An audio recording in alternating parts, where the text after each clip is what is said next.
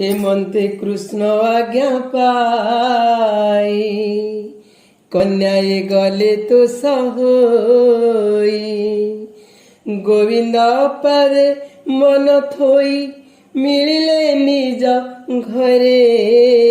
जाई गोपाल मिले दामोदर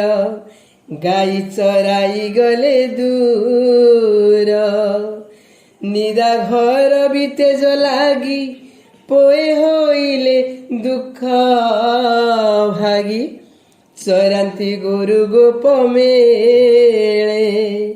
शीतल छाया वृक्ष तले